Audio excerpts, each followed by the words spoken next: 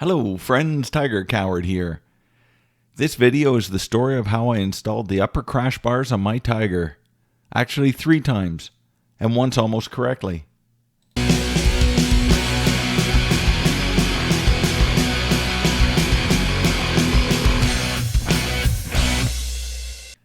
Trigger warning to all real wrenchers. You may want to skip this tale of true incompetence.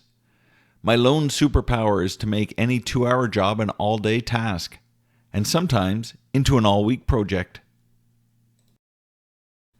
Here's how the Odyssey went. On Wednesday, I received the SW Motech crash bars from GP Bikes in Whitby.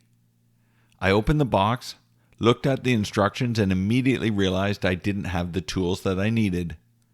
Triumph uses a T50 Torx bolt on the frame mounts, and I don't have a Torx bit that big. On Thursday, I went to Canadian Tire in Collingwood and bought a set of Torx driver bits for my ratchet set. Luckily, they were on sale from $99 down to $59. Who doesn't love a bargain? On Saturday morning, I removed the side panels of the bike as directed by the manufacturer. I removed the appropriate bolts and then installed the mounting hardware as per instructions. This only took about half an hour. I was sure to be done by lunch. I then realized that the new frame bolts provided by SW Motech were actually 10mm hex bolts. I didn't have a hex driver that big for my ratchet, but I did have one from a screwdriver set, and I put those into a holder, into an adapter, and onto an extension to my ratchet. Just saying that out loud makes me realize how stupid I was. It was going fine when my teenage son wanted to take a turn at it. He immediately snapped off the screwdriver adapter. Back to Canadian Tire I went, and luckily the Torx driver set that I bought on Thursday was further marked down this weekend, and I got a refund of $39. Additionally, there was a full set of hex, metric, and SAE drivers on sale for 50% off at $49.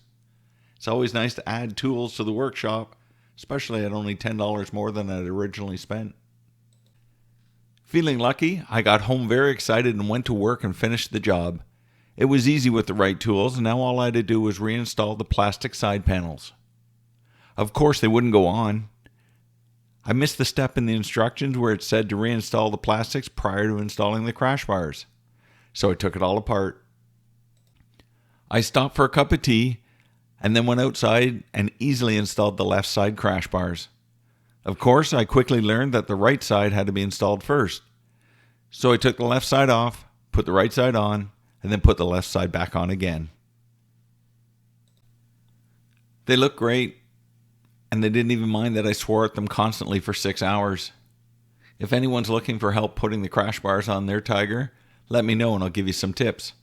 I've done it 3 times now. Go forth with an open mind, and most importantly, an open heart. And remember, self-care is not selfish.